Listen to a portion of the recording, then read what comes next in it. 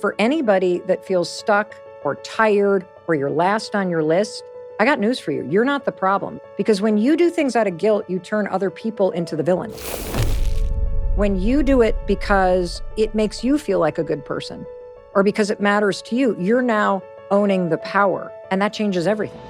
Anytime somebody pisses you off or stresses you out or you feel overwhelmed or stuck, you're going to say, let them. It stops something stupid from draining your energy.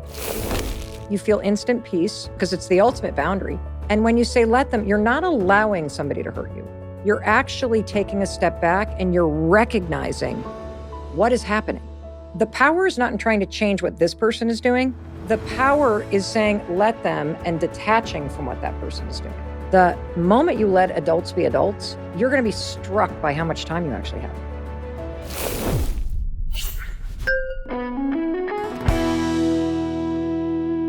Hey, I just found out something astounding. Approximately 63% of those of you listening to or watching Mayim Bialik's Breakdown are not subscribed. We know you're listening and we know you're watching because of all of the awesome comments you leave telling us how Mayim Bialik's Breakdown is helping you lead a happier and healthier life. We love that. But the best way to support our show is to subscribe. It's also the only way to get latest updates and to know when new episodes drop. So anywhere that you listen to podcasts and on YouTube, please subscribe, hit the bell icon so that you know when a new episode drops.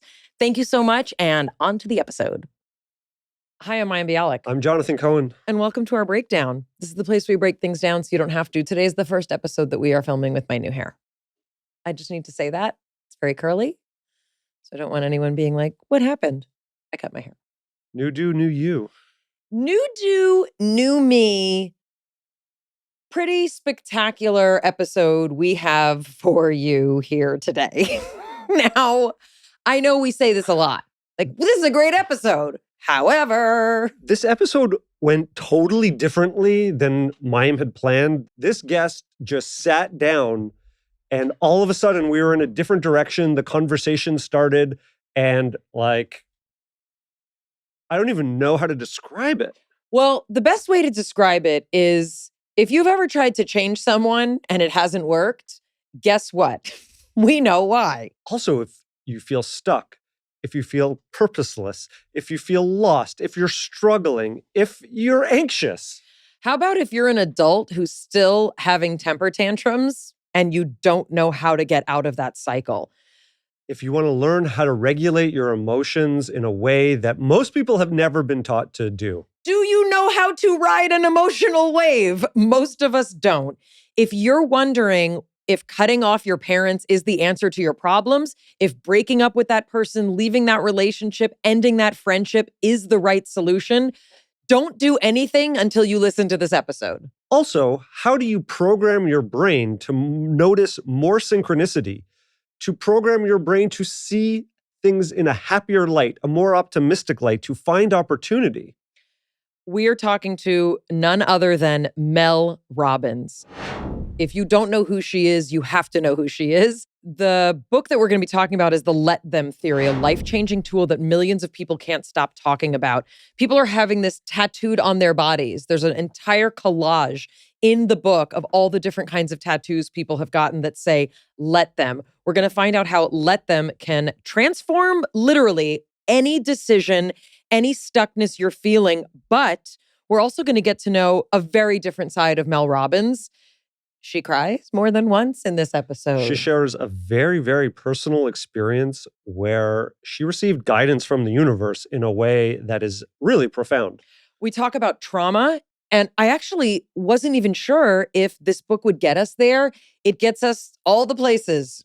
Trauma, narcissism, her own personal struggles with ADHD and dyslexia, how she felt like a failure, how her whole life literally turned around in the last 15 years, and she's become one of the leading thinkers in this space and many other spaces she never thought she'd be allowed into. The conversation kind of starts in the middle of something, but please enjoy Mel Robbins as we welcome her to the Breakdown. Break it down. Okay, so I was hosting a daytime talk show at CBS Broadcast Center right before COVID. Okay. And the backstory is my son had massive dyslexia. And our daughters are like, there's no fucking way he can go to the public high school. And so I had said to him, because he had bounced from elementary to a school for language-based learning to then a tiny private school, miserable. You can choose any high school you want. I thought he would choose something in Boston. Right. It's like, I think I want to go to the high school where grandma lives. Like, that's in Vermont. You know, we live in Boston, right? And so we fought and fought and fought and fought. And it ended as a gigantic no, and all of us crying in the front of the house. So a couple weeks pass, and I'm on my set at CBS Broadcast Center, and they have brought in this medium. Do you normally talk to mediums? I love it.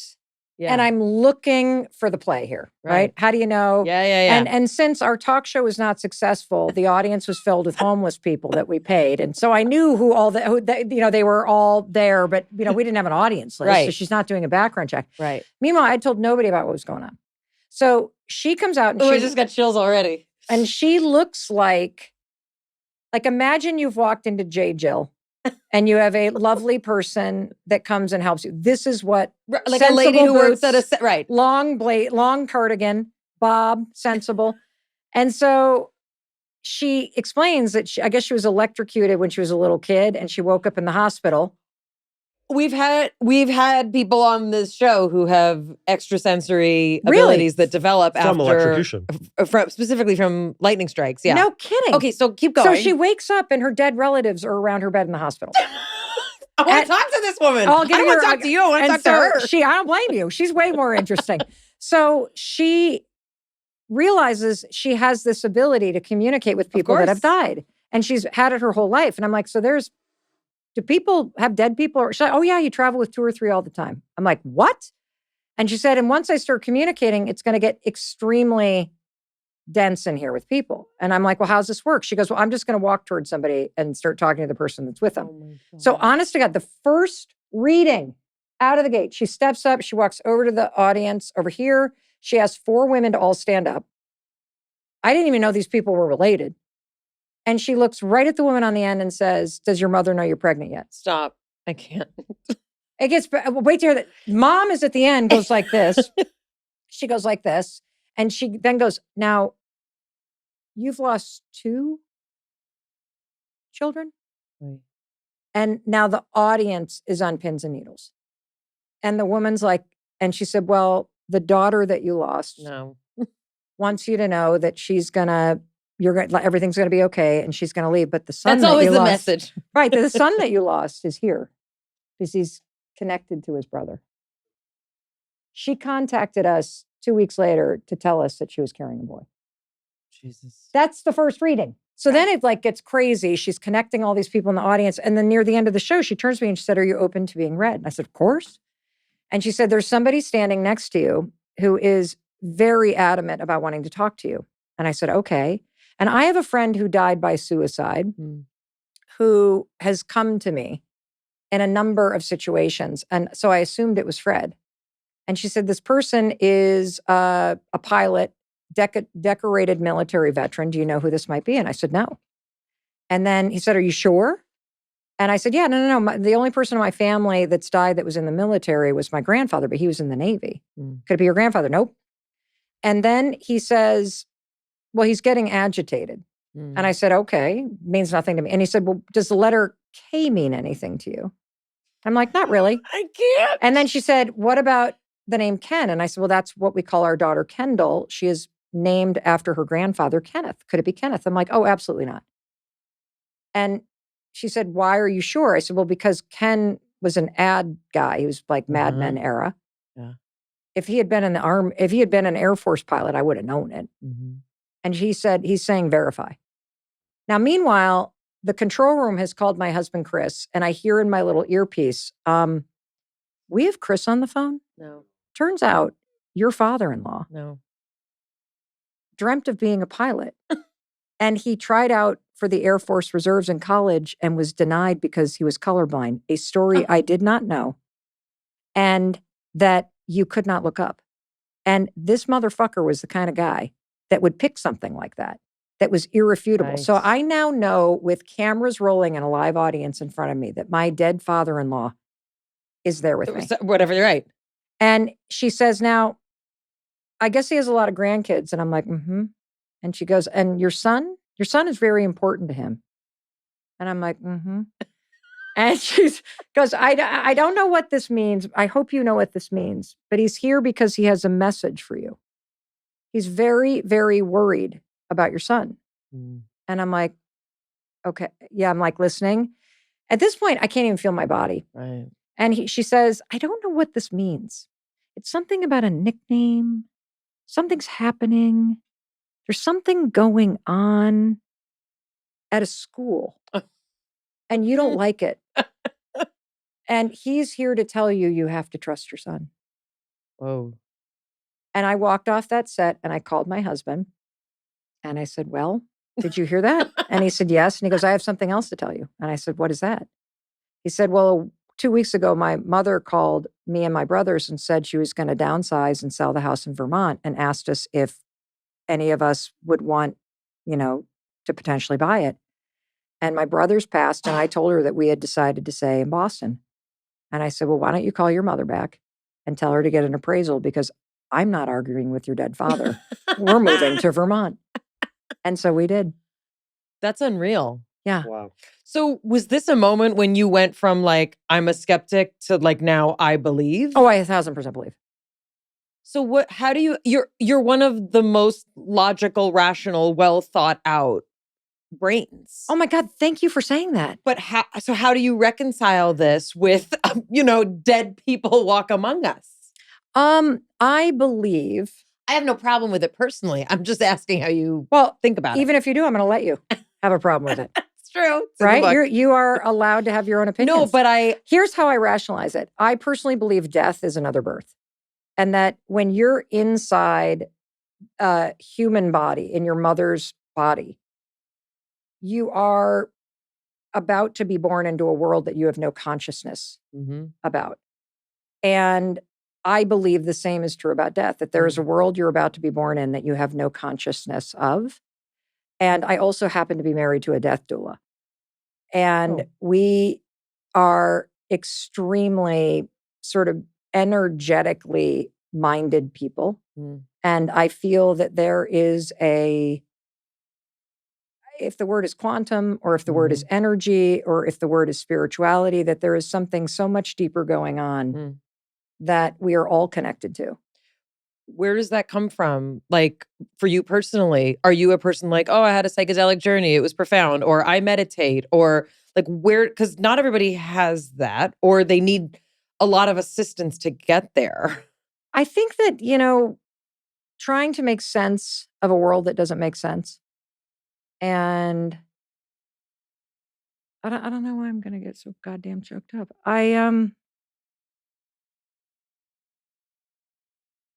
I'm thinking a lot right now about how overwhelming life feels for so many people. And for better or worse, I have always been a person that has felt the joy or suffering of people at a very deep level. And I remember early in my career, I was a public defender for legal aid. And I would meet the people that I was assigned to represent at their bail hearing. And they didn't pick me. And, you're in a situation with another human being that is very stressful and high stakes. And when you're at an arraignment where somebody is being formally read their rights and the charges against them, and then you have a bail hearing, they consider both the charges and they consider somebody's record, but they also consider your ties to a community. And as a young lawyer for legal aid, it was absolutely devastating to walk out into that courtroom over and over again and see how many times no one was there. No one was there. And it left this huge mark on me. And I think it's made me be the kind of person that really wants to live my life in a way where I show up for people and where I make sure in every interaction, whether I am thanking somebody who's cleaning a public bathroom as I'm walking out of it, or last night, we had an Uber driver and I'm cleaning up the back of the car because I don't want to leave my mess for this person. And there's just there's no doubt in my mind that we are all connected. And in times where life is overwhelming, I think the opportunity that you have is to be a light in the dark. Mm-hmm. And I think that's a lot of what I try to do. Mayim Bialik's Breakdown is supported by IQ Bar, our exclusive snack sponsor. Jonathan's been starting his mornings with IQ Joe, a jitter-free coffee that has natural caffeine and boosts focus and mood with its magnesium and lion's mane blend. I like an IQ Bar as my on-the-go snack because it satisfies hunger with no sugar crash, and they're super easy and convenient to just toss in your bag. After some time on the pickleball court, we both like IQ Mix for hydration with 3 times as many electrolytes as sports drinks. Plus, it's great for pre-workout, morning hydration, hangovers, and more. Start the new year off right with IQ Bar's brain and body boosting bars, hydration mixes, and mushroom coffees. Their ultimate sampler pack includes all 3. And right now, IQ Bar is offering our podcast listeners an exclusive deal. 20% off all IQ Bar products, plus get free shipping. The ultimate sampler pack is a great way to try all IQ Bar products and flavors. You get 7 IQ Bars, 4 IQ Mix sticks, and 4 IQ Joe sticks. All IQ Bar products are entirely free of gluten, dairy, soy, GMOs, and artificial sweeteners. Snack smarter with IQ Bar, with more fiber, less sugar, and carbs than the alternatives, and it comes in 9 satisfying flavors. Mint chocolate chip, chocolate sea salt, banana nut, toasted coconut chip, lemon blueberry, peanut butter chip, just to name a few of our faves. IQ Bar makes the #1 brain and body nutrition bar, hydration mix, and instant coffee in the US with over 15,000 5-star reviews and counting. Right now, IQ Bar is offering our special podcast listeners 20% off all IQ Bar products, plus get free shipping. To get your 20% off, just text BREAKDOWN to 64,000. That's BREAKDOWN, text that to 64,000, BREAKDOWN to 64,000. Message and data rates may apply. See terms for details. Mayim Bialik's Breakdown is supported by BetterHelp. I want 2025 to be filled with growth in every area of my life, podcast-wise, relationship-wise, and of course, personal growth would be nice. Every January brings you 365 blank pages just waiting to be filled. In 2025, maybe you're ready for a plot twist. Maybe there's part of your story you've been wanting to revise. Life isn't about resolutions that fade by February. It's about picking up the pen and becoming the author of your own life. Think of therapy as your editorial partner, helping you write new chapters and create the meaningful story you deserve to live. My experience is that I don't want to live without therapy. At first I was like, I don't really want to go, but it's become an integral part of my life and can't and don't want to live without it. BetterHelp is fully online, making therapy affordable and convenient, serving over 5 million people worldwide. Access a diverse network of more than 30,000 credentialed therapists with a wide range of specialties. Easily switch therapists anytime at no additional cost. Write your story with BetterHelp. Visit betterhelp.com/break to get 10% off your first month. That's BetterHelp, HELP.com/break. Mayim Bialik's Breakdown is supported by Rocket Money. Rocket Money recently helped me find and cancel an extra subscription to a streaming platform that I somehow signed up for under 2 separate emails. That was a big whoops on my part. I would bet that many of you out there are like me and are currently overpaying on subscriptions that you've simply forgotten about. Thanks to Rocket Money, we don't have to remember every subscription. We can see them all right in front of us. The start of the new year is the perfect time to get organized, set goals, prioritize what matters most. For us, the top priority is financial wellness, which feels more important than ever right now. Rocket Money pulls together all of our spending across all different accounts so you can clearly track what you're spending and see where you can cut back. Rocket Money is a personal finance app that helps it find and cancel unwanted subscriptions, monitors your spending, helps lower your bills so you can grow your savings. You can see all your subscriptions in one place, know exactly where your money is, and for ones that you don't want anymore, Rocket Money will help you cancel those subscriptions. Easily create a personalized budget with custom categories to help keep your spending on track. Get alerts if bills increase in price, if there's unusual spending activity, or if you're going to go over budget. The new goals feature automatically saves money for you, so you don't have to think about it. Pay off credit card debt, put away money for a house, or just build your savings. Rocket Money makes it all easy. Rocket Money will even try to negotiate lower bills for you. They automatically scan your bills to find opportunities to save, and they will deal with customer service so you don't have to. That is a great deal. Rocket Money has over 5 million users and has saved a total of $500 million in canceled subscriptions, saving members up to $740 a year when using all of the app's premium features. Cancel your unwanted subscriptions and reach your financial goals faster with Rocket Money. Go to rocketmoney.com/breakdown today. That's rocketmoney.com/breakdown, rocketmoney.com/breakdown. Especially in launching this podcast, I think I've always had a very busy brain between the ADHD and the dyslexia. And I've only recently started to understand just how intelligent I am, mainly because people that I respect reflect it back to me in ways that I can take in. And I'm just trying to make sense of a world where there's a tremendous amount of suffering. And the way that I often escape it for myself is by tapping into something deeper than the day-to-day stuff that we are all caught up in that ultimately doesn't matter. And every time I simplify things and I step out in nature and I drop into a present moment, or I take a minute and I really just experience the photos of the two of you and what your life might be like, I'm reminded of the true things that matter in life. And so I think that my opinion about spirituality and what happens when we die and the ability to connect with things that we cannot explain is how I'm making sense of a world that often feels cruel and unfair. Do you have a God concept? I don't have a God concept as a thing or a entity. Like, I'm not a dogma person. And I believe that your connection to faith is deeply personal and it's not in a building or in an organized religion. And so I believe in something bigger, but I don't know what that is. I'm sure this is not, you're like, I didn't know we were going to go this direction. No, it's not even on my itinerary of things to speak to you about. What do you believe in? Well, no. Mayim likes an itinerary too. So this is a great little dogleg. What do you believe in?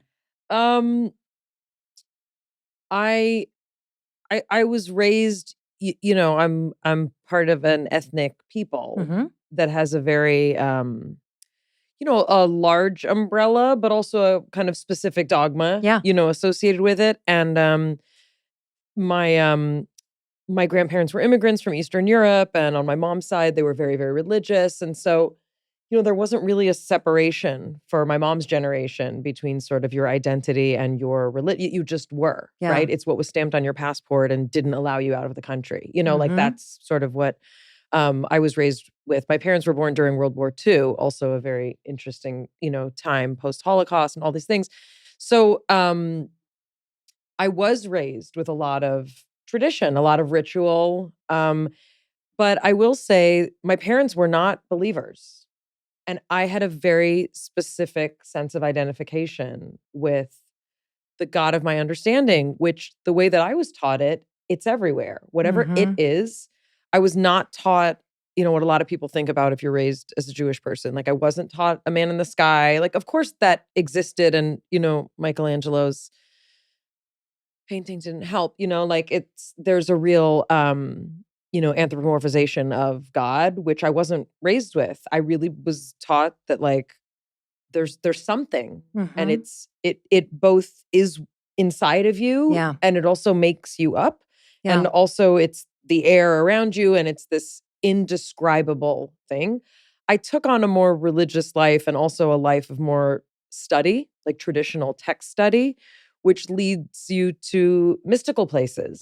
And from that research and, study, which I did for years and years through college and graduate school, I found that what I felt to be true was true in terms of teachings. And it wasn't just Jewish teachings.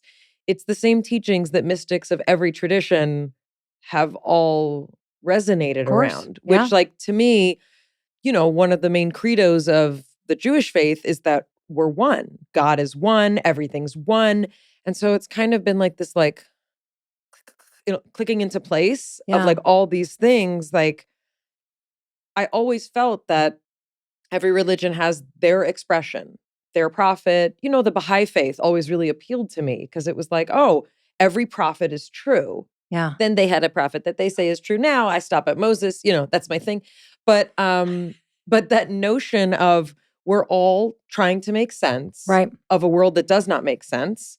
And in ancient times, it was like, what's an earthquake? Why does the sun come up? And for us, it's like, why am I here? Do I belong? And Right. what's the purpose, of my existence? And should I buy the $18 smoothie from Erewhon? But those are all kind of paths to the same source. It's the same source that's, kind of guiding us. And I've always felt like I'm a religious person, not just a spiritual person. There's nothing wrong with being a spiritual person, but I happen to love the intellectual aspects of my, tradition. And for me, the intellect is divine. Like it's a divine practice to study. It's a divine practice to do work on yourself. Like that's all sort of built in. I talk about this for hours because I do think that if you think about the purpose of it, if it's not blind obedience, Right. it's actually to stir up something deeper inside Yep. you and a connection to something bigger than you. Well, and also to use human relationships to try and model a divine relationship, which Yes. is one of love, compassion, open-heartedness, yes and not Yes. no. Yes. So to me, like that's the lesson that every religious tradition ultimately is trying to teach. But when you think about what really is, and when you think about this source, like we're all just using whatever language, whatever culture, whatever biases, whatever patriarchy was in place to try and communicate that. And yeah, religion is used to control, and that's a thing. But I'm less bothered by that the more I have a spiritually sound kind of identity. It doesn't bother me as much. Like there are things that bother me for sure about every religious practice, and in particular mine.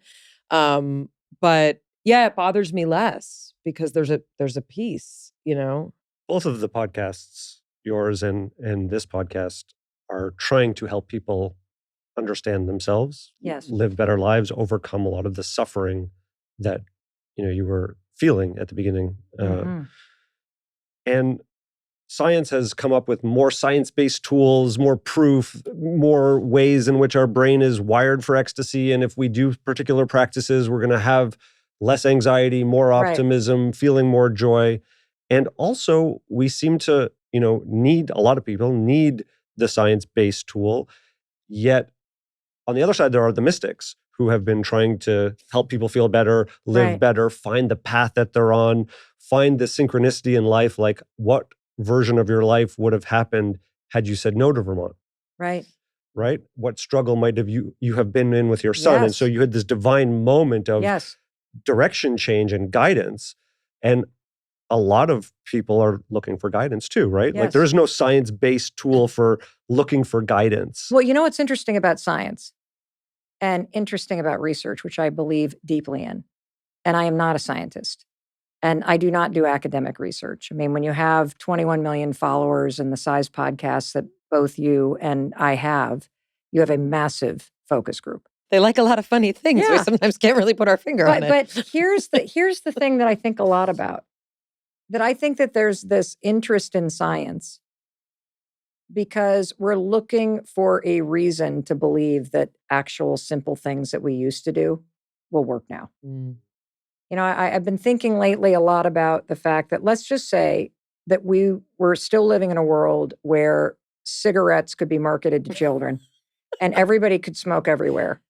And instead of going after the companies for predatory practices and creating a product that is addictive and then marketing it More in a way- addictive than nicotine on its own. Yes, exactly. And instead of creating regulations for public health, we just were like, that's it. Everybody smoke. And we know this is happening, but screw it. And now we're going to over-index and we're going to have a head of this and a head of that. We're going to try to get people to care about this. And I see that happening with social media. I see it happening with the way that we're living our lives now. And we're allowing ourselves to be sucked into our phones. And we are allowing ourselves to be very reclusive because of the hangover that's happened that's very, very real that most people haven't come out of from lockdown. And that I find that one of the important things about the research and science is it elevates the importance of simple things like taking a walk.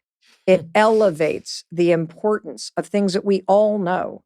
We know the importance of sleep, but when you truly understand why it matters, it then explains everything else that is unraveling about your life if you're only getting 4 hours of sleep because you sleep next to your phone and you're constantly waking up. And so it's weird to me because the advice is very simple. The advice is the same stuff that our grandparents were doing. For the most part, not necessarily in psychology and not necessarily with parenting and emotional regulation. But when it comes to health, it's like we have so over-indexed in the wrong direction in the way that we're living our lives that I feel that science is a reminder that these things that you'd rather not do actually work. 100%. We spoke to Huberman and it was like, there's a playbook, a manual for the human body, and there are like some basic principles that a lot of people are missing and therefore have negative repercussions. The kind of not flip side, but slightly the edge of that is to be so reliant on science that we miss some of the mystical adventure. Well, or that if science can't prove it, it's not real. Well, then that brings us back to faith. Right. Which is the act in believing in something without proof. And I would argue, your experience of having that interaction kind of blows a lid off of skepticism and may say, well, it kind of restructures or might restructure your understanding of the nature of reality. But if you think about this from a neuroscientific perspective, right? And you really look at the brain, and we just had Dr. Doty, and you know this better than me, so I would be citing other people's research. But if you look at the mechanism in terms of filtering in the brain and the job of filtering information, you can increase mystical experiences in your life because your brain is designed to show you more of what you're looking for. And when you open up your mind and your arms to a possibility that there is a different way to live, that all around you, there are little clues that are there for you to see if you are telling yourself you want to see them. And one of my favorite ways to do this is to just take on a game where you look for hearts every day. Like whether it's a stain on the floor, or it's the shape of a leaf, or it's a pattern in a brick, and you will start to notice that the world shifts and your brain starts to show you things. And some of which you can explain through neuroscience, and some of which you just open yourself up to believing, because I'm going to give you another one. So we moved to Vermont, and my husband is getting his master's in spiritual psychology. And one of his assignments is to do a paper on a mystic. And so the professor gives him a list of mystics, and one of the people listed is Bill W. from AA. So Chris digs in to the research on Bill W. I was just literally talking about this 2 hours ago. And yes, Bill W. grew up in the town we moved to.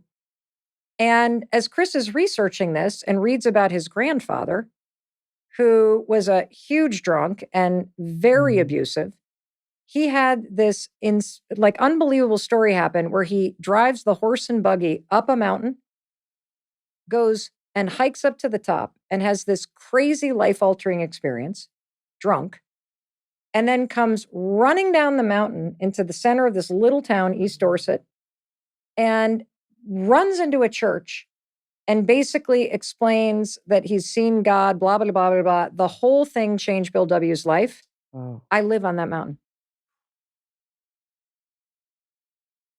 We had no idea. Wow. So I believe that when you truly understand the magic and the power that you have, and you start to understand the power of your mind to show you what you're looking for, and too many of us don't realize that you're always programming your mind, either for something negative or something positive. And when you understand simple things that you can do to either take better care of yourself or be better in your relationships or utilize some of the basics in your body and your mind, it opens up a completely different experience of life.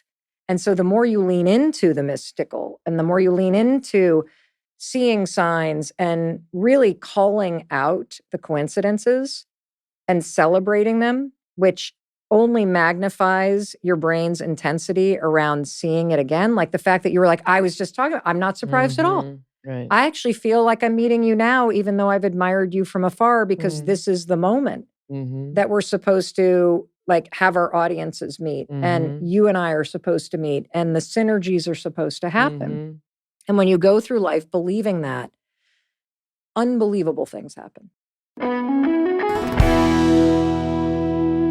My Bialik's Breakdown is supported by Thrive Cosmetics. I tend to keep my everyday makeup pretty simple. I'm usually out the door with nothing but my secret weapon, like a lip tint, maybe some mascara if I have extra time. Whether you like fresh-faced, full glam, or somewhere in between, you've probably seen Thrive Cosmetics' viral tubing mascara. It's the one in the turquoise tubes. It's probably all over your socials. Thrive Cosmetics beauty products are certified 100% vegan and cruelty-free. They're made with clean, skin-loving ingredients, high performance and trademark formulas, and uncompromising standards. It's easy to see why their bestsellers have thousands of 5-star reviews. I love that Thrive Cosmetics gives back to a ton of causes that are important to so many of us. And remember, all their products are certified 100% vegan, cruelty-free, and they have zero parabens, sulfates, or phthalates. Thrive Cosmetics donates to 8 major causes, including those impacted by cancer, domestic abuse, and veteran education organizations. One of my favorite Thrive products is their Liquid Lash Extensions mascara. It gives me fuller lashes without heaviness and clumping, and it is super easy to remove. It slides right off with warm water. Thrive Cosmetics is luxury beauty that gives back. Right now, you can get an exclusive 20% off your first order at thrivecosmetics.com/MBB. That's Thrive Cosmetics, CAUSEMETICS.com/MBB for 20% off your first order. My Bialik's Breakdown is supported by Lumi. I'm sure you've heard that saying, new year, new me, at the start of pretty much every year in recent memory. I'm leaving a handful of things that no longer serve me well back in 2024 where they belong, but there's one thing I'm going to bring into 2025, Lumi Whole Body Deodorant. I'm very picky about certain smells, so it's super difficult for me to find a deodorant with scents that don't make me crazy. Lumi has done it, created by an OBGYN who saw firsthand how normal BO was being misdiagnosed and mistreated. Lumi Whole Body Deodorant is safe to use everywhere on your body. Like, think of a place, you can use it there. Pits, underboobs, thigh folds, belly buttons, butt cracks, vulvas, feet. All their products are baking soda free, paraben free, and pH balanced. Lumi's clinically proven to block odor all day. Their solid deodorant stick stops odor before it starts. Their sweat control deodorant controls odor and sweat for 72 hours. And their spray deodorant's aluminum free and ideal for those hard to reach places. Choose from a variety of fresh, bright scents like clean tangerine, lavender sage, that's my favorite, or toasted coconut.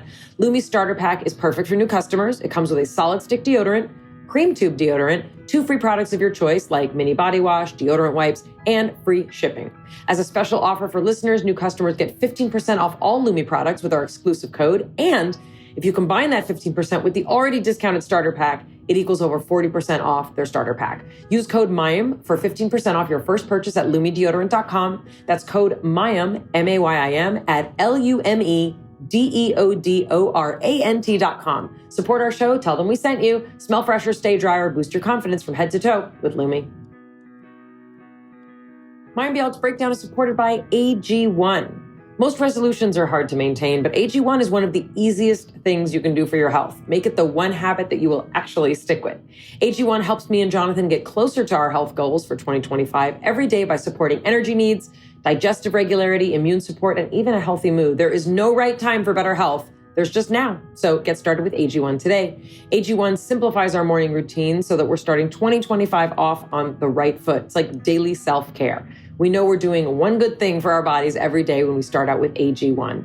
For the past about 4 years that we've been using AG1, we're giving our bodies vitamins, minerals, and more that they need. We've noticed changes in our gut health, less bloating, improved digestion, and AG1 also has prebiotics, probiotics, and gut-supporting ingredients for a foundational supplement that keeps us feeling our best. This new year, try AG1 for yourself. It's the perfect time to start a new healthy habit. That's why we've been partnering with AG1 for so long. AG1's offering new subscribers a free $76 gift when you sign up. You'll get a welcome kit, a bottle of D3K2, and 5 free travel packs in your first box. Make sure to check out drinkag1.com/breakdown to get this offer. That's drinkag1.com/breakdown to start your new year on a healthier note. I wonder if you can talk a little bit about kind of perspective and framing.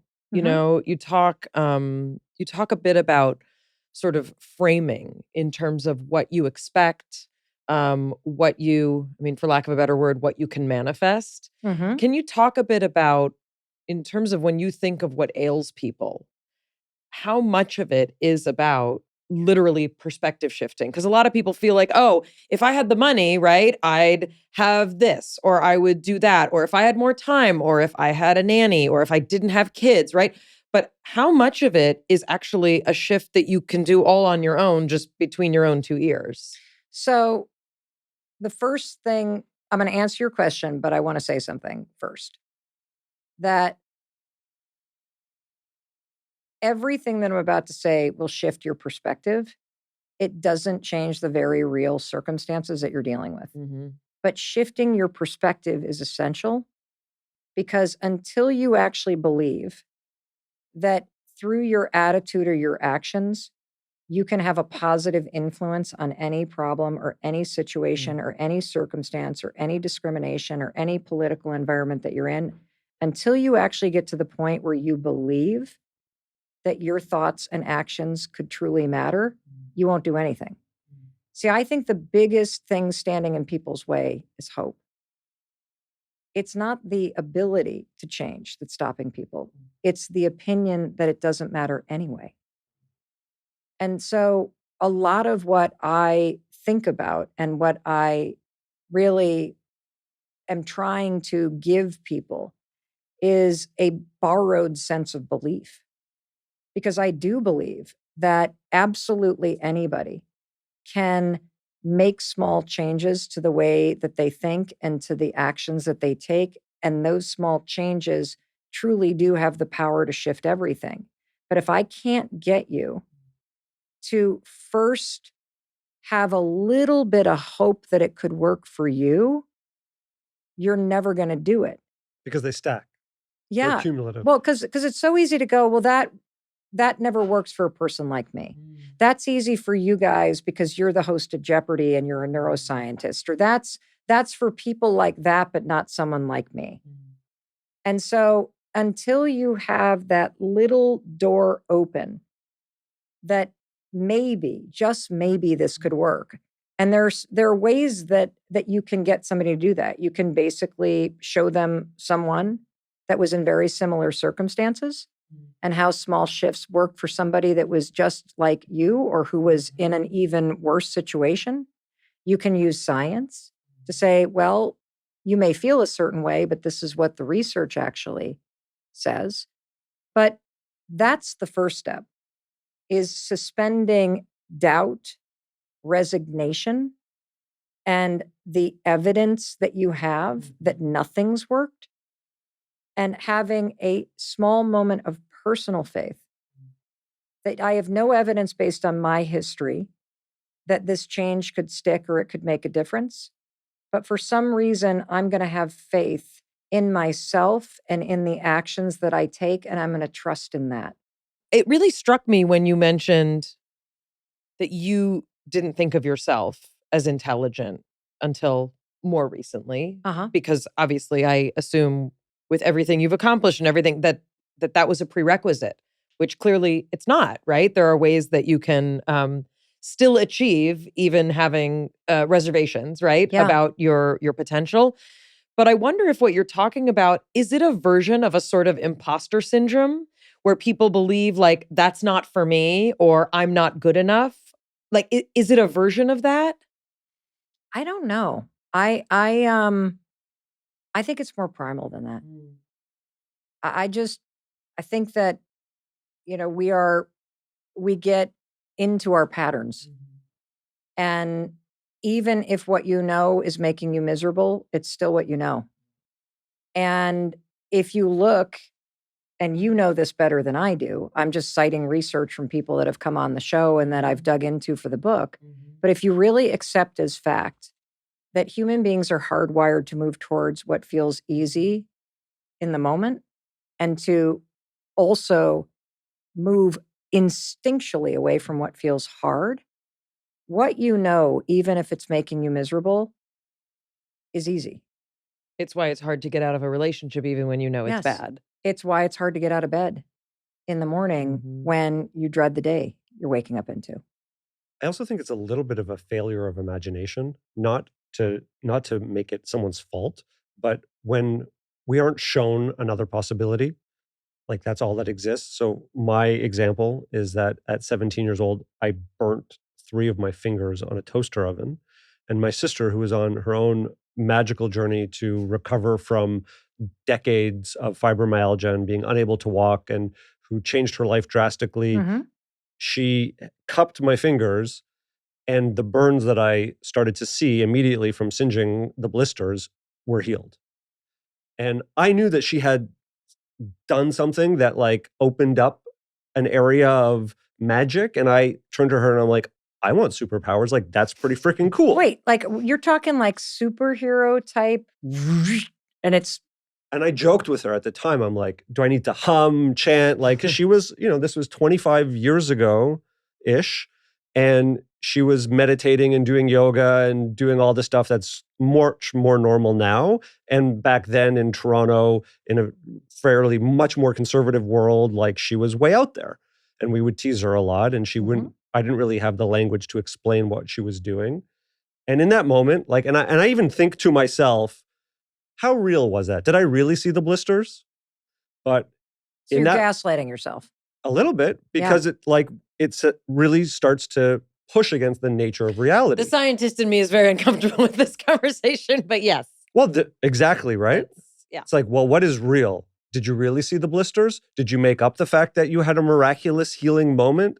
But there's a version of me that went to take out a pizza slice from the toaster oven, singed these 3 fingers on my right hand, looked and was about to go run them under cold water, and immediately saw the circles forming. Had my sister at the table, sat down. She said, let me hold and cup your hands. And in 10 minutes, I pulled my hands away and those were gone. And that sent me down a path of what else is possible in the world. And I spent the next however many years exploring every modality and studying with the person she studied with. And I spent 15,000 plus hours doing hands-on work to start to say, like, I want to know the formula for this. I believe you. And here's what I also believe, that the human body has such an extraordinarily intelligent design. And there is, I don't think it's a function of a lack of imagination. I personally believe that most of us are literally 8-year-old kids stuck in big bodies. And we have not evolved from the coping mechanisms and a lot of our views about love and personal responsibility and boundaries from that age. And that people only know what they know. And it's very hard to get someone to see a bigger possibility for themselves. And so you were shown that through that experience with your sister. And a lot of people live a life that is lived inside a very small circumference. If you look at the research around how few friends people have, if you look at the fact that people are working from home now, if you look at what, people are exposed to in their childhood, that shapes who you become. And for a long time, I think one of the reasons why I never really thought about myself as being all that intelligent is because I was really a walking red flag.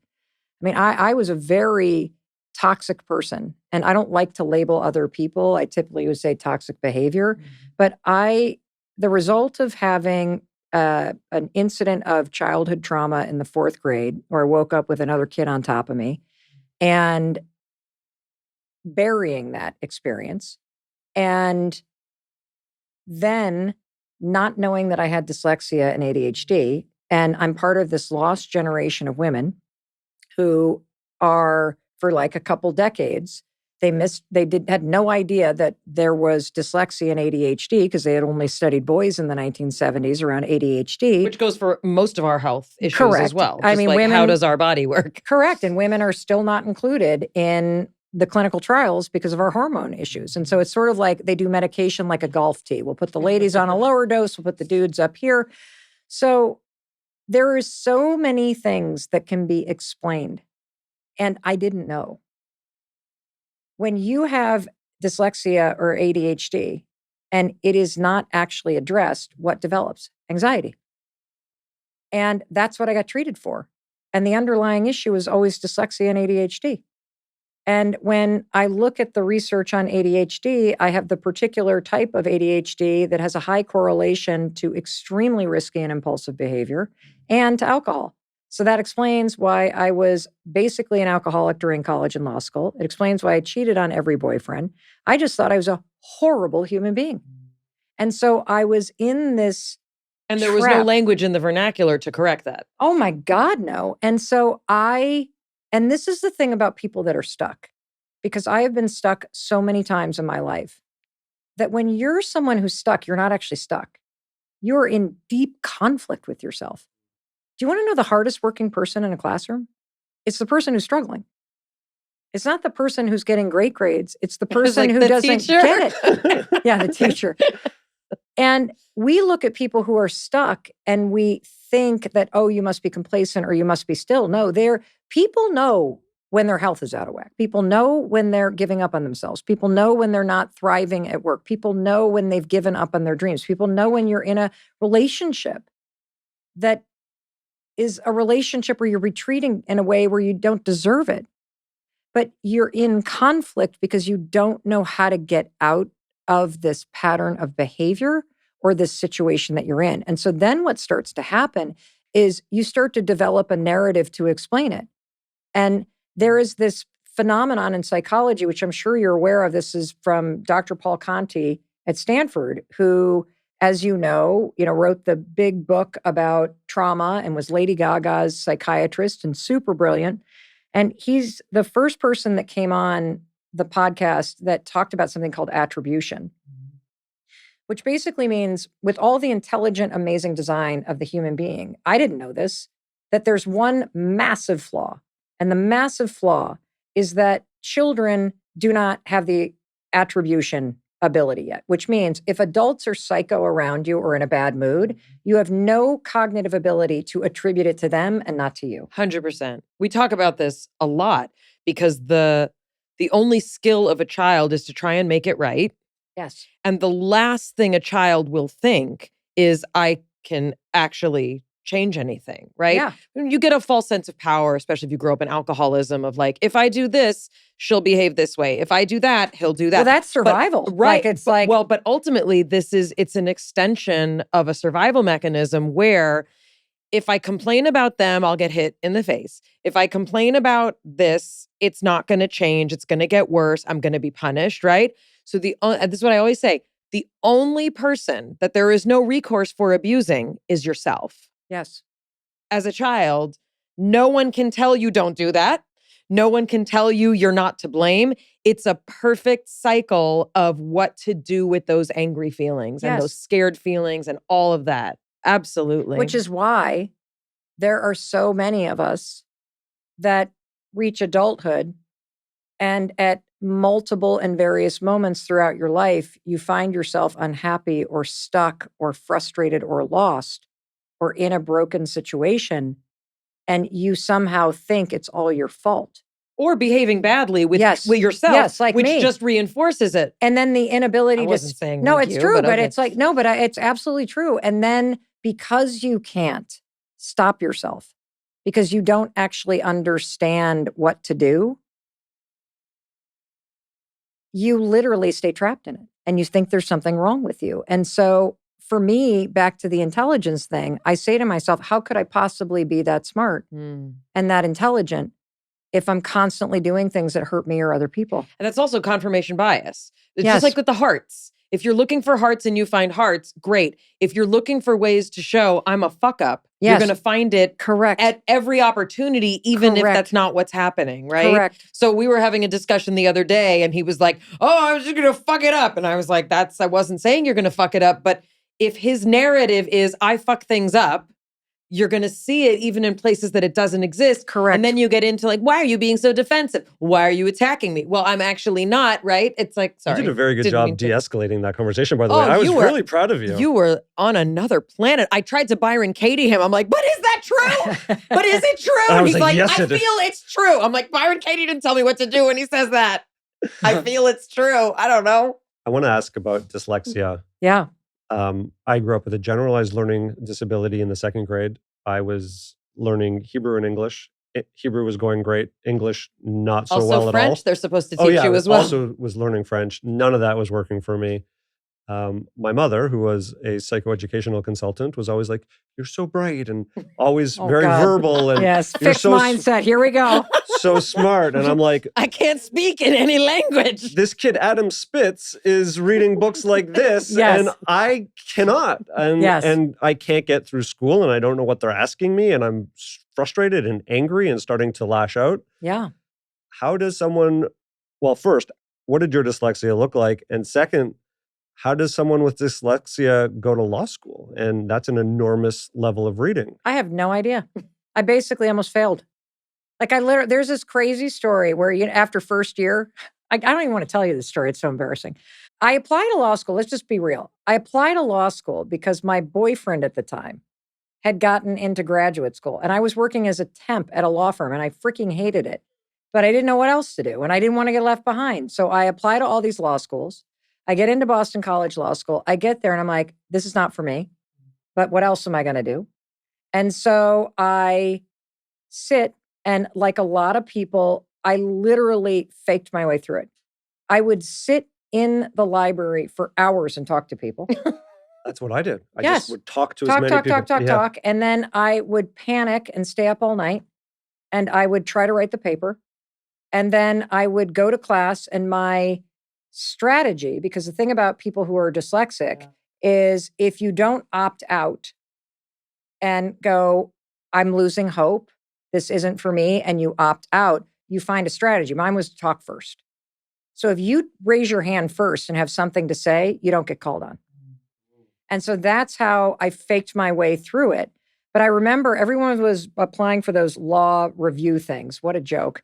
And I am writing the article to try to be on law review, even though I hate to do law, I hate to write. I don't know I have dyslexia yet. I'm smoking cigarettes. I'm drinking like every night, the bottle of wine, the cigarettes. I'm drinking coffee to hydrate. Like it was just terrible. It's a diuretic, you know. Did it? Oh, is it? Okay. Yes.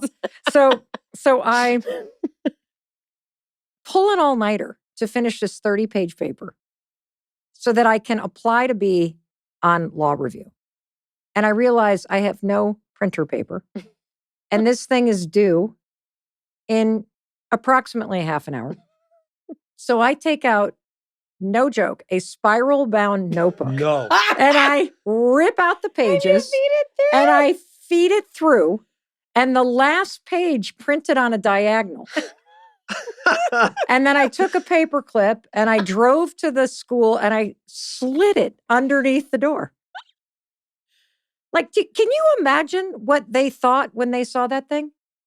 And so I stumbled my way through law school, hating every minute of it. And I get to third year and I discover mock trial. And lo and behold, I was fantastic at it because I had been unknowingly making my way through school by being hyperverbal. And so, which other people would call overcompensating. yes. But in your case, it was compensating appropriately. yes. And I would guess that you can listen to the lecture and regurgitate and keep all of that information, huge auditory processing capability. Well, I think one of the reasons why one of my superpowers now is taking highly intellectual and complex topics and distilling it down to this is because it's what I had to train myself to do because I was going to need to recall something. So I came up with all kinds of ways to visualize things and sticky little metaphors and things that would help me remember because otherwise I couldn't do it. What did your dyslexia look like? I don't even know. Like as a kid, could you not spell? I don't remember. Okay. Like I don't remember a lot of my childhood. I'm one of those people that have almost no memories.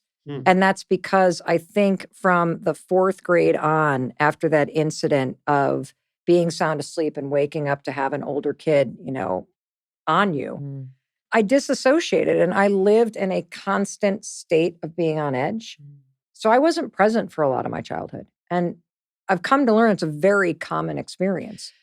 So it's funny because, like I said, I had an agenda of what our conversation was going to look like. You've covered a couple things unwittingly without even knowing what was on my list. The 8-year-old was something I really wanted to talk about. I'm glad. What if we're all just 8 years old? But one of the things, I read a lot of books. Jonathan calls me the robot. Like You can literally wave a book in front of her and she's read it. No, but like I read quickly and Okay. but anyway, I read a lot of books. I read a lot of books for this podcast. And that's my job here. I read the books, and almost every book that I've read in the 3 years that we've been doing this talks about trauma. Talks about childhood this. It's like, it's somewhere in there. I was like, I don't know the last time I read a book that didn't kind of go there. And so it was really interesting that you mentioned it, because it exists for everyone on some level, either capital T or lowercase Right. t. And we've had Gabor Mate on, obviously, and we've talked about it a lot. That was one of the things, though, that as I went through the book, that I was like, but what about if you had trauma? Right? And I wonder if you can sort of contextualize, because you don't have to talk about it. It's still in there, right? Yeah.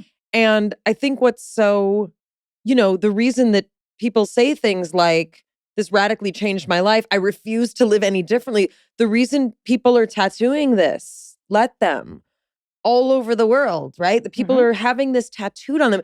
The reason is because it works kind of no matter what. Yes. So I wonder if you can speak to, though, the people who aren't like the high achievers who are like, I'm ready to take it to the next level, but people who really are finding themselves stuck, or, dealing with like, I'm the child of narcissistic parents, which every other thing on Instagram is now about how you didn't know that you're the child of narcissistic parents, right? Right. And all the things that Well, we love to label people. Right, exactly. So I wonder if you can talk about where those labels fit and how they don't need to fit, right? If you're going to utilize this.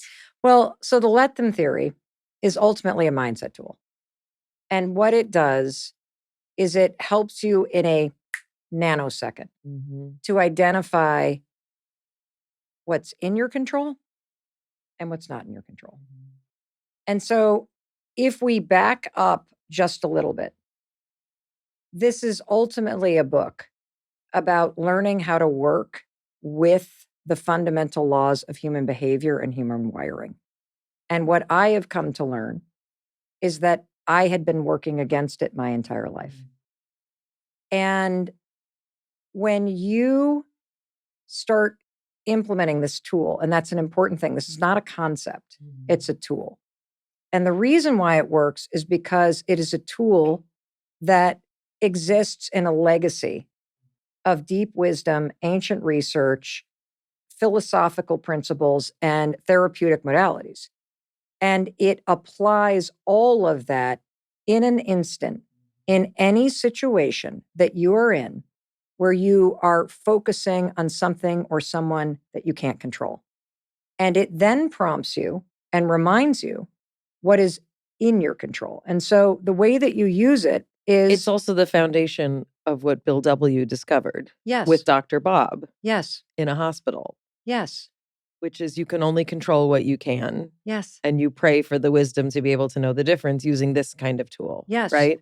Turn it yes. over. And so for me, whether it's because of dyslexia or because I've always been a red flag for most of my life in terms of my own coping mechanisms and behavior and controlling nature or whatever it may be, that this is so incredible because for me, concepts don't work. Like people have told me forever to just let it go, just drop it, just let it. I hate letting it go because it means I'm losing. Like I don't like to let it go because there's something in that that's implied that they won and I have to let it go and move on. And I don't want to do that. And there's something different about saying let them. Because what you're doing when you say let them, and you're going to start saying it anytime somebody pisses you off or stresses you out or you see Or hurts you. or hurts you, or you see something in the news that really upsets you, or you feel overwhelmed or stuck, or your like boss is in a bad mood, you're going to say, let them. And when you say let them, you're not allowing somebody to hurt you. You're actually taking a step back and you're recognizing what is happening. And you're acknowledging the power is not in trying to change what this person is doing. The power is saying, let them, and detaching from what that person is doing. And then you do the second step, which is let me. Let me remind myself that in any situation, I always have power because there are three things I can control. I can control what I'm going to think next. I can control what I do or I don't do. And oftentimes what I find is not reacting is what gives me more power. And I can control how I process my emotion. And that's always in your power. And I choose to believe that any human being that starts to get very intentional and take responsibility, and let's look at the word responsibility, it's the ability to respond. So when you take responsibility for your life, you're owning your ability to respond to the things that are happening in life. And you can always respond with how you're going to think about it, and that's the framing, what you're going to do. And, it reminds you, you can leave any conversation, you can leave any date, you can leave any job, you can leave any relationship, you can leave any dinner table with your family. People have to be reminded of that, though. Yes, but that's the let me part. Mm. See, right now we are giving too much power to outside forces and to other people. And when you start saying let them, a couple things happen. Number one, you feel instant peace. You feel so much more calm because it's the ultimate boundary. Like if you're standing in line at the grocery store and you're 5 people deep and they've only got one cashier and now you're like starting to feel the stress and now you start to think that you could manage a grocery store better than anyone else and you're frustrated, just say let them. And what's interesting is that it doesn't make the line move faster. It stops something stupid from draining your energy. And as you both know, your time and energy and how you spend it is what determines your experience of life. And for anybody that feels stuck or exhausted or tired or you're last on your list, I got news for you. You're not the problem. The problem is that you're allowing other people to drain you and you're giving power to other people's opinions and to their emotions, and you're making it your job to manage everybody. The moment you let adults be adults, you're going to be struck by how much time you actually have. Well, one of the fears is I'll be alone. Well, that happens. Well, so talk Yes. about that because Yes. the notion is also like, and the section on relationships is fantastic. It's like, what if you don't care what other people think? What if you are not taking care of their feelings in place of yours? Which when you Yes. say it out loud, like, why would you do that? It's crazy, right? Right. But the notion of what if I keep letting them? And what it leads to is I realize that like it's a bad relationship and all these friendships are shitty. I don't even like my life. Yes. What do you do when let them leads to that? Well, thank you for saying that because, we did a ton of research. And what we found, and by we, I mean my daughter who worked for this huge cybersecurity firm, I brought her on to do some research and she's like a massive analytical systems thinking brain. And she's the one that discovered the loneliness piece. And she said, Mom, you can't write a book about this because people are using let them and everybody loves saying let them. Why? You feel better than people. Let's just call it for what it is. No, That's you have why you have a little chart. It's like you feel instead of inferior, you feel superior. Yeah. Like if your friends don't invite you, it's mentally healthy to feel a little disappointed. That's a sign that you're well, actually. Right? But then you punish yourself. But when you say let them go away for the weekend without me, you rise above them and you feel superior. This is why everybody gets it tattooed on them. Let them, let them, let them. You feel superior to the grocery store. You feel superior to the bad driver. You feel superior to the idiot that's spewing stupid political things. Like, let them. Like, it's a waste of my time and energy to worry about this, which means I feel above you. But the more you say it and you distance yourself and you let people reveal who they are, you will notice that there are relationships that are not reciprocal. You will notice that in your family, you're the sibling that reaches out all the time. But here's what I'm going to remind you. If you're feeling lonely, it tells me that you're not actually doing step 2. Because step 2 is let me. Let me decide what I want to do about this. Because in the case of, let's say, you're the one that reaches out in your family, you're the one that holds everybody together. If you value family, then the let me part might be, this is my role and I own it. And I'm And not that means you don't get to be resentful about Yes. it. You don't get to punish everybody. You Yes. don't get to remind them how hard Yes. you're working to make Yes. everything come together. Yes. And what I've also found in adult friendship is that I'm friends with a lot of people that are very introverted. I'm friends with people that aren't that social. And they're not going to be the one that plan it. Mhm. And I don't want to be in tit for tat relationships. Right. Like I invited her, but Yes. when is she going to reciprocate? Yes. Right. We're not in middle school. We're And not 8. Correct. And everybody has a lot going on. And not everybody owes you a response just because you texted them. And so literally providing people with a little bit of grace, like, well, let them not show up because maybe they can't. I don't know if you've had Dr. Stuart Ablon on the show, but you need him. He is a psychologist who's at Mass General Brigham, one of my most favorite guests of all time. He was in our Boston studios last week. He said something that changed my life. He said, Mel, people do well when they can.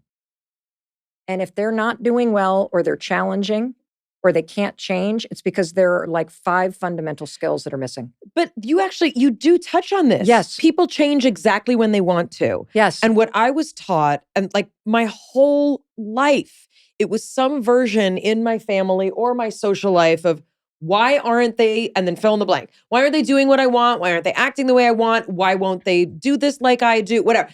And it was a sponsor of mine who literally said, people give you exactly what they can and no more. So you can keep trying to squeeze it out of them. And chances are they're going to But here's the thing. They're going to show up in a shitty mood and you don't want to be with them that way anyway. Actually, worse. It's worse. Can we call that this episode's title? Actually, worse. No, seriously, it's worse. So I'm sure you've had Dr. K, Healthy Gamer, on. Yes. So his research is fascinating. And if you combine it with Dr. Sherritt from King's College, and you're a neuroscientist, so you know this. When you wish someone would change, it translates as pressure. And what does pressure create? It doesn't create motivation, it creates resistance to change. So your pressure, your desire, your opinion, your judgment, even your well-intentioned gifts to people. Here's a tutor, here's running shoes, here's this, here's that. It actually creates the standoff that you're trying to end. People only change when they feel ready to change. And, one of my favorite examples to explain this, which is why you need to let them. You need to let people change when they're ready. You need to let people learn from life. You need to let people be who they are. You need to let people make their own mistakes. Well, of course, because the greatest teacher in life is life. And the greatest teacher in terms of motivating someone's intrinsic motivation to change is actual pain. Because what is the saying in addiction and sobriety? People get sober when being drunk is harder than facing the things that you're running from. And it's true about anything. And I want to remind you as you're listening, because you're probably thinking about somebody in your life that is struggling that you wish would take better care of themselves. Now, by the way, wishing somebody would take better care of themselves is a beautiful thing. Wishing your adult child would be more motivated or see the potential that you see is a beautiful thing. But the problem isn't wanting more for somebody. The problem is how we're going about it. And so one of the examples that made a huge impression on me, so this is why you've got to let people be. And you've got to learn to love them as they are. And you have to learn to love them as they're not. Or stop trying to love them if that's not the person you're supposed to love. Correct.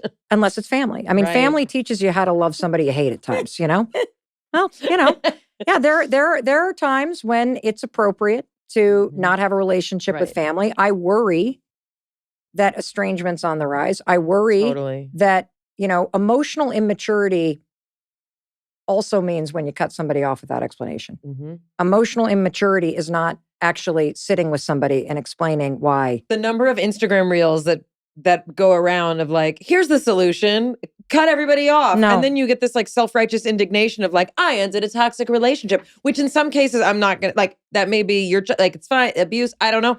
But this general notion that this is a solution, right, It's to our immaturity own ills to not. is actually not a complete one, I would say. Well, let me remind everybody, because one of the theories in the book is that we're all 8-year-olds inside of big bodies when it comes to emotional immaturity, and that a child pouts when they get overwhelmed. And why do you pout? Because you want to draw somebody over to you. Adults do the silent treatment. And a silent treatment is punishing somebody. You are punishing somebody because Sorry, I want to look at you the chart while you talk about this. because they're not doing what you want them to do. And so you remove your love and access. You want it, and when you cut someone off without explanation, you are not a mature person. You are actually engaging in extraordinarily emotionally abusive behavior because you are punishing somebody else without explanation. And I worry about the rise in this. And one of the things that I'm hopeful about with the let them theory, at least it's how it's helped me with people that have narcissistic personality styles, is again, people do well when they can. And if you have somebody in your life that has very challenging personality and behavior, first of all, you get to choose how much time you spend with them. You get to choose how much energy you pour into it. And when you say let them, you are following all of the guidance from the world's leading psychologists about challenging people, which is you're actually recognizing this person is who they are. Right. And nothing you do is going to change who they are. Right. And when you say let them, you're now entering a relationship with your eyes wide open without the expectation of change, which means you now are in control because you get to choose how much time you're going to pour into it. You get to choose whether or not their drama impacts you. And here's the other cool thing. I used to be terrified of the people in my life who are narcissistic. I now feel I feel sorry for them because I see an 8-year-old inside that body as they're throwing a tantrum. And I also know that somebody that has a narcissistic personality style was not born that way. They were made that way, typically through neglect by parents emotionally. And so it creates a space for two things to be true. And that's what I love about this. It creates this flexibility in you to be able to let people be who they are. And I'll take an example that a lot of my audience writes in about guilt. Like, I don't know how to deal with guilt. My parents are disappointed. My parents don't like my partner. My parents have expectations. Okay, great. Let them. Let them have their opinions. Let them have negative thoughts. Let them have their beliefs. Because we know based on the science that telling them what to think actually turns off the part of the brain that somebody needs to listen. And when you just let somebody have their beliefs, they tend to not stick them in your face. And with disappointment, let's use the example of you're not going to go home next month. And now your parents are really disappointed. Isn't that a good thing? Like really stop and think about that. Isn't that a good thing? If you have a business partner and you can't make it across country to give some speech, isn't it a good thing if they're disappointed? Right. Let them be disappointed because it means they want you there. But that doesn't mean you have to be there. And I love this change because if somebody was disappointed in me, I was so uncomfortable with that. I thought I had to bend over backwards to make the disappointment go away. What if you could see disappointment as somebody just loving you and wishing you were there? And so you let them do that, but then you've got to say the second part, let me. Let me double down on my values and let me say, okay, they're disappointed, but what do I value? And what do I want to think, do, or say in response to this? And so instead of changing your plans to make them happy or to make them think you're a good son or daughter, let them be disappointed. And then say to yourself, let me decide how I'm going to respond to this. If you want to change your plans, do it because it makes you feel good. Because when you do things out of guilt, you turn other people into the villain. And it creates resentment. And you actually are no longer taking responsibility for your actions. When you do it because it makes you feel like a good person or because it matters to you, you're now owning the power. And that changes everything.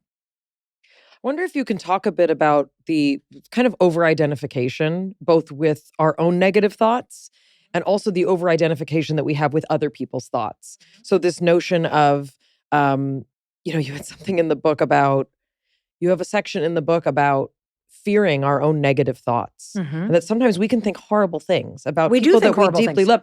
But Oh, you mean, okay, yeah. yes. And I yes. was like, even my children, sometimes I think like, oh, what am I doing? Every like, day. right, exactly.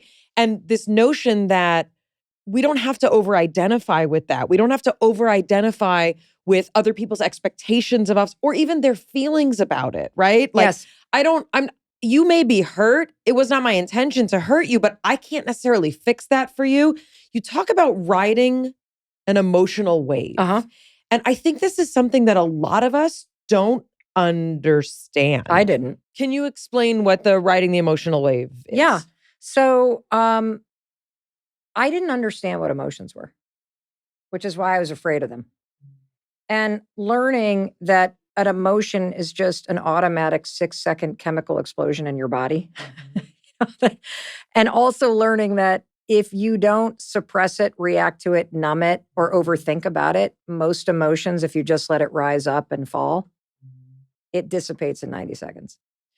People don't know that. I They didn't feel like know they that. have to send that text, shout, scream, make that call, break up with someone in the moment, right? This Yeah. is like a novel thing that we like, need to know. Yes. Like if you really embrace this truth, that emotional maturity, which means understanding your emotion and being able to, the word is regulate. I don't like that word. It's sort of like being able to be in control of your response versus letting your emotions control you. That will change your life. So it is being the subject, not the object Yes, of your emotions or your life experience. Yes, most of us act based on how we feel. What if you could feel how you feel and act in a way that makes you proud? I was the kind of person that was an adult tantrum thrower.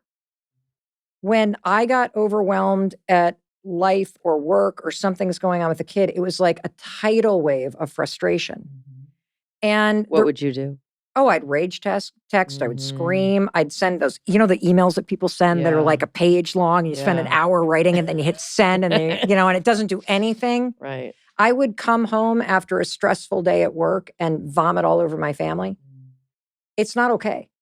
And even in the last year, when things get really overwhelming at work, I would send texts to my business partner that are not okay. Because if you can't tolerate emotional waves, people have two strategies. They either barf it out at other people, which is a tantrum, or they shove it down, and that builds over time into rage. They put food on top of it and food drugs on top, and sex. drinks, everything, right? And it comes out eventually. It comes out eventually. And so understanding that we're all just 8 years old. I'm sorry, what's my option? If I'm not having a tantrum, I'm not allowed to push it out. What am I supposed to do? You can push it out. You can push it down. What you're going to do is you're going to let your emotions rise. And then you're going to say, let me decide how I'm going to respond. I'm going to just let these emotions just rise and fall. And for me, using this let them and let me to just hit the pause and not respond and not go down a death spiral in my mind and let the emotions come up, take a breath, let it fall. Sleep, go outside, put the phone down. I've been working on this for a year and it's changing the game. And one of the things that I think you can, and here's the thing to understand. This is a skill that you have to be taught. When you're a child, you don't know how to process your emotions, which is why it is the responsibility of an adult to help a child process emotions in a healthy way. But if they're not modeling it and they don't know how to even talk about it, you don't have that skill. Yes. Nobody's parents knew how to do this. They weren't taught it, so they didn't teach it to you. And I didn't learn this until I was 54 years old. And I've done every therapeutic modality in the book, from EMDR to the MAPS protocol with psychedelics to talk therapy. And the interesting thing about therapy is it's very helpful for understanding things, but when you're talking about your issues, you're using your prefrontal cortex and you're present. When you're in an emotionally reactive mode, a different part of your brain is online, which is why you can't access the tools very often that you unpacked in therapy, and you find yourself barfing all over the people you care about. That's why therapy isn't enough for a lot of people. Yes. Well, I actually prefer a neck down approach. Mm. See, I personally think we're obsessed with neck up and talking and thinking about the problems. And the true healing and change happens in the body from the neck down. And I love the let them theory because it stops you from going neck up. When you say let them, you stop the cascade of bitching and judgment. When you say let me, you drop back into your body and remind yourself that you do have agency and power here. And it's something that's so simple that you can access it even in a meltdown. And so to me, this is the single biggest benefit of this. Because if you're somebody that can start to learn how to stay steady inside your body and in yourself, no matter what idiot or narcissist or political person is out there or bigot, because we can't control them. So don't waste a single frickin' second of your life trying to. The power is in here. And when you shift your energy, like I think a lot about families and friend groups and work environments. And, I think about relationships like a spider web, right? And if you're out in the woods in the morning and you see the dew on the spider web, why is it that the challenging person is the one that taps the web and shakes all the dew off? I have a different opinion. I believe the opposite is true. See, I think that you bring the weather. And if you're a steady, powerful, graceful, peaceful, confident person, because you're in control of your emotions and you know what's in your control and what's not, you know what drama you're not involved in, you know like what is worth your time and not, I believe you have more power than the most challenging person in the room. Because control breeds more control. Peace breeds more peace. People are attracted to light. We're afraid of things that are dark. And so when you start to get a handle on this, it's unbelievable how it shifts dynamics. And, I say you can't change another person, but I didn't say you couldn't influence them. And so an example that I love that made a lot of sense to me, because look, I've wanted my kids to be more motivated. I want my husband to stop asking stupid questions. I want, they want me to change. But when I understood the power of influence, and this is where the let them theory comes in, and you just let people be. So I want you to think of somebody in your life that you really wish would change. Whether you want a kid sitting right there. Okay, you. What do you want? What do you want to have them change about them? But I think you know this already. So Yeah. I mean, where do you even start? It's The like, list I is gotta- very long.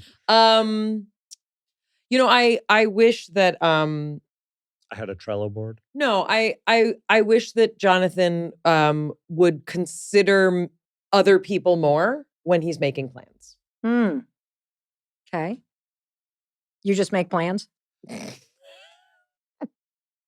I don't know if I just make plans, but I spent a lot of years catering to absolutely everyone else and feeling like if I just do this or just do that, and I had tried to put my finger in all the holes in the dam, Right. and before I would think about myself, I'd be like, I don't know what I want, because what I want will be best if I just make sure everyone else is tended to.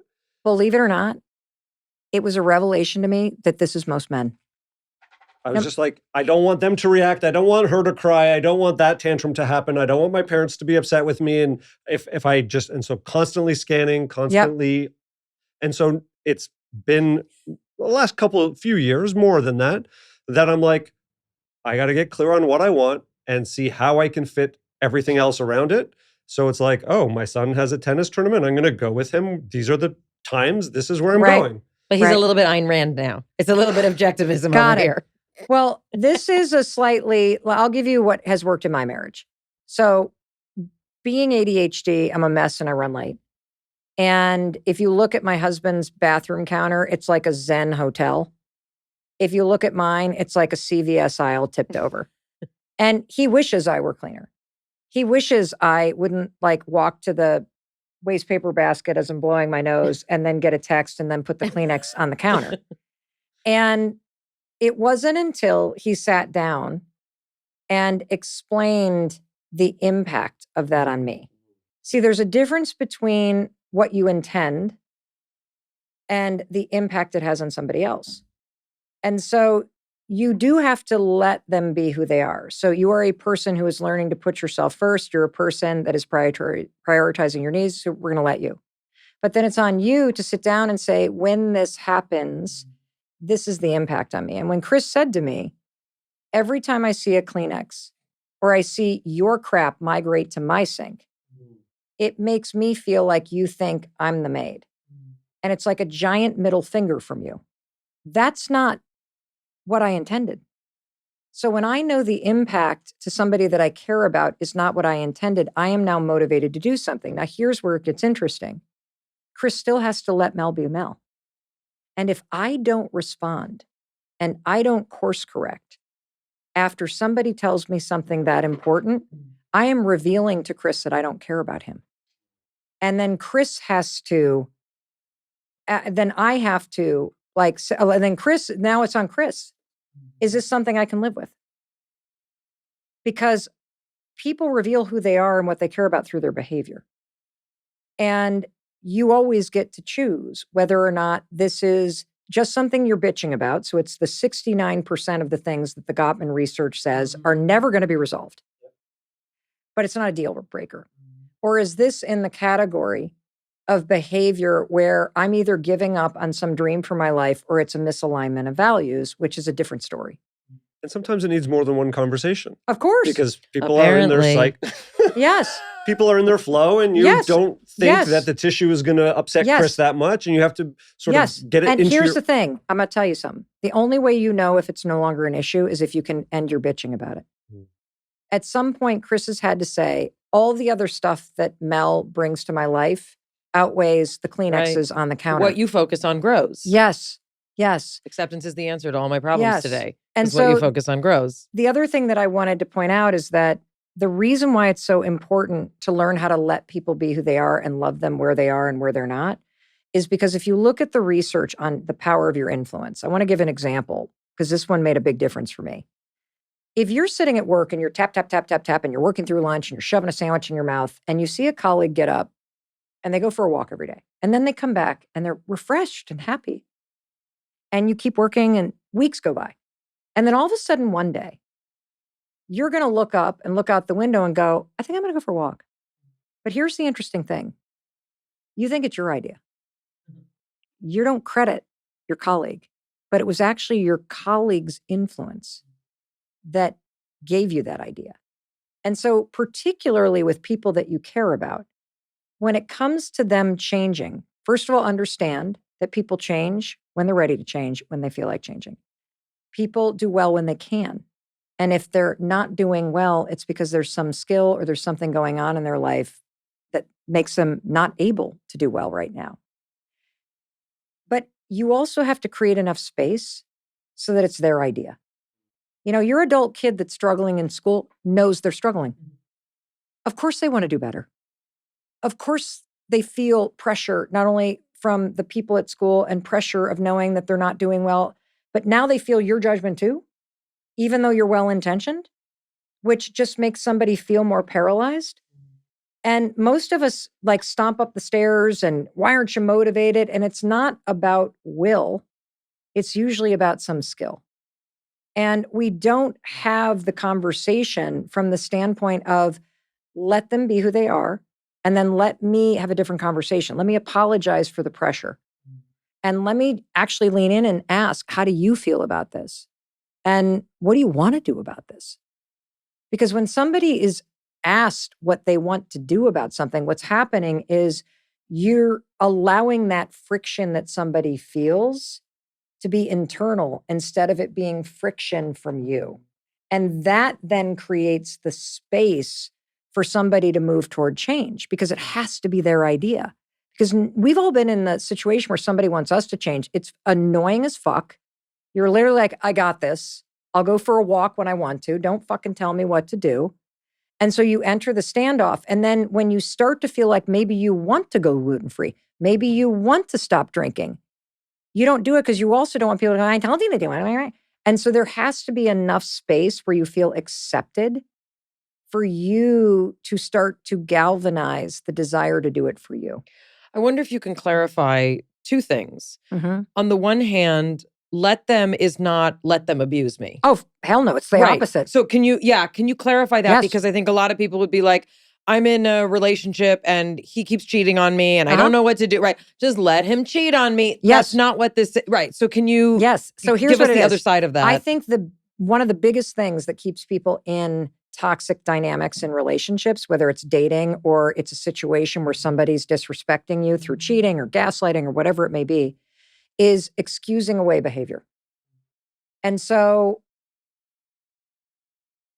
it's challenging because I do want to take responsibility for the fact that one of the reasons why people get stuck in cycles of abuse is because it's the same programming of intermittent rewards that is present in addiction, online, and with gambling. Like that cycle of you're a monster and now you're apologizing and now things are quiet and now all of a sudden you're a monster again. That sort of intermittent nature of, but they're nice, but now they're terrifying, but they're kind and now they're abusing me. It's also what happens when you grow up in an abusive home. Yes. You'll get enough love to Yes. keep you fawning and keep you there, Yes. but then also you Yes. can't get out. And I think it's important to say that because it's not your fault. Right. And there's no character deficiency. This is actually fucking with your brain circuitry. And so the let them theory and saying let them is a very important tool because I want you to break free of that circuitry and do the thing that's really hard, which is to recognize that this person, they are who they are. This isn't changing. No amount of apologies are going to change what's happening. Their behavior has told you exactly who they are, period. They're not going to change for you. They're not going to change for the children. It's not happening. And it is important for you to wake up and recognize that no amount of hoping is going to change the situation. No apology is going to erase what happened. And the only apology that counts is a change in behavior, which this person has not done. And so looking at the other person as the source of the power and the change is moronic. And it's actually self-abuse.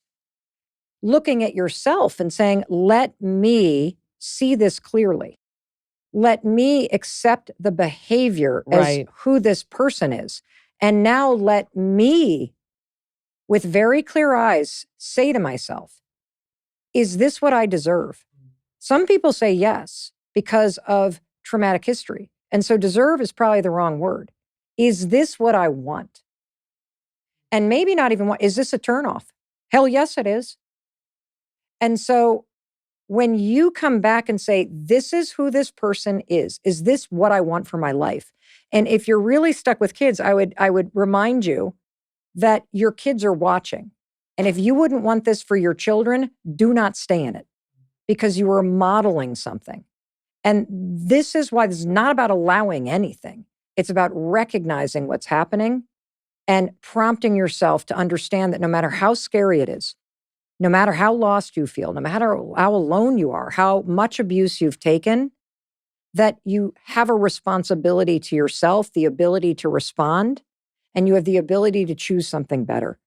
And a lot of times that means leaving and accepting who this person is and also acknowledging and letting them be who they are, but not in your home. Correct. Right. Yeah. And that's not an easy thing to do. The other thing I wanted you to sort of help clarify in terms of kids. Yes. And I think there's kind of an age at which it's a little bit, you know, hard. Like you wouldn't behave with your 20-year-old the way you would with a 3-year-old. Yeah, this is not a book for kids. This is a book for adults. But I really resonated. You gave an example about your son's prom. Yes. And it's funny because I had the same conversation about a corsage with my kid. And he was like, no, I don't want it. And I was like, how could you not want it? Like, it's 1943. What do you mean? You buy the girl a corsage? Like, whatever. I was crazy about it. And I ended up I backed off and it was a thing. But it reminded me of the let them when you're a parent, or even if it's someone that you love, let's say that is not your child, but not your partner, right? You get to let other people have the dignity to make mistakes, to have their own path Mm-hmm. to see what's working Yeah. and to let them decide how they want to. And that's so hard when it's your kid. Yes. Because like, I want you to, can you Yes, explain a little can. bit, like flesh it out? Why Yes. is that so hard? Because like, obviously I think Safety. it reflects on me also, Well, right? yes, Meaning like there's he needs another- to do this so that I know that I did okay, right? It comes like back to control. Yep. So you feel safe. We all do. If we're in control of ourselves, our decisions, the environment, and that extends to people and especially children. And as a parent, you are responsible for their safety. You are responsible for giving them structure and food and shelter. You are responsible for helping them understand and regulate their emotions. In many ways, you control them. Yes. And I believe you're responsible for helping them figure out who they are and helping them understand the importance of decision making. And the only way you understand the importance of decision making is to feel the consequences of your decisions. And one of the things that has been a huge eye opener for me is every time I step in and try to solve one of my kids' problems, or I allow them to not face something, whether it's, I remember my daughter got really drunk and she, this is one of the best parenting moves I think I've ever made. She got really wasted in high school. And I'm talking puking the whole ride home, the whole 9 yards, just an absolute dead weight on the window bench. And so what did I do? I didn't ground her. I made her go to lacrosse tryouts. Amazing. Because the greatest teacher is life. And the fastest way people learn is to feel the full weight of their decisions and the consequences that come with them. And it's a very hard thing to do, but what I have learned is this. When you step in and solve your kids' problems, or you insulate them from hardship in life, you are actually saying to them, I don't believe in your ability to do this. And that's a huge mistake. I have learned through the let them theory to take what I call an arm around the shoulder approach. I don't block and tackle. I will walk by your side and put my arm around you, but you have to face the things. And one of the things that has helped me a lot is because I'm a problem solver, because I feel anxious when something feels uncertain, and it makes me feel safer when, things are all handled. And so I have spent too much of my life as a parent, as a spouse, solving everything, just jumping in, not even allowing people the grace and the space to make decisions for themselves. And learning how to just go, let them not be motivated. Let them figure out what it's like to sit home all summer because they didn't motivate and get a job, and then they don't have money. And then the hardest part for a parent is let them actually struggle financially and don't pay for it. And when somebody feels pain and hardship, it galvanizes intrinsic motivation to do better. And I personally believe, I choose to believe in the endless, amazing potential that people have. I choose to believe that my kids are stronger than they think that they are. And I choose to believe that if I stand by their side instead of clearing the way, that they will discover their strength faster. And learning to say, let them. And then I always have to say, let me shut up. Let me not step in. My daughter, when we were writing this book, went through the biggest heartbreak of her life. And we were working on the last section of the book that is all about using Heartbreak, let them for yeah. love. And we had already started the heartbreak section. She was like, this is horse shit. I hate this advice.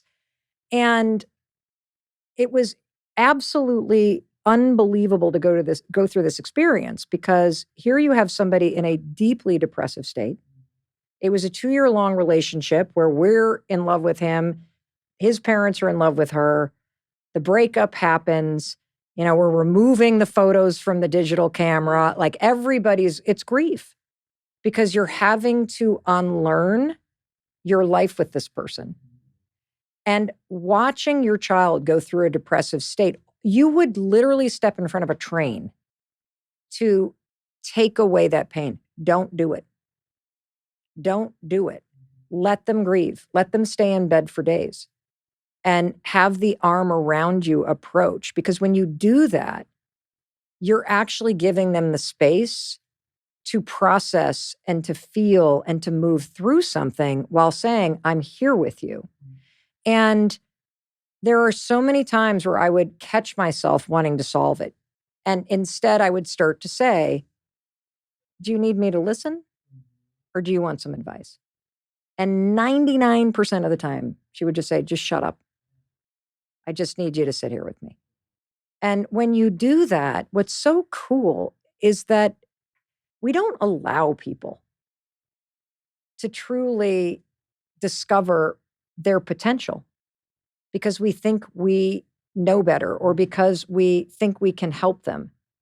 And if you really flip this and start to realize the people around you have so much greater capacity, and maybe what's missing is a little space for them to discover it for themselves. Mel, we can't thank you enough for being here. I mean, we've gotten so much just from following you, and I just feel like your arm is around us. I feel like that's really what it feels like. The book is the Let Them Theory, and it really is. It's unbelievable. The tools are Really? the tools are incredibly simple and really profound. And I got a lot out of it, and I can't wait to tell him all the things that I think are appropriate that he should know about it. Thank you for that. That means a lot to me. It was really, I really loved it. So thank you. And thank you for being here. And tell the people where they can find you for more of you. Anywhere. Just Literally, look her up. anywhere. Great. I really hope the next time you're on the East Coast that you'll let me know so we can have you on the podcast. We would love to. Mel, I'm just really struck. For me personally, you're the person throwing the party. I just watch what you're doing and just how you share such optimism and how you connect with your audience and how present you are. And, I don't know you before today, but I've watched so much of your stuff and I'm just really moved by both the way you synthesize information and just how much hope you bring to people. And it's just beautiful. Thank you. It's Mayim Bialik's breakdown. She's gonna break it down for you. She's got a neuroscience PhD or two. One fiction, one and now she's gonna break down. It's a breakdown. She's gonna break it down.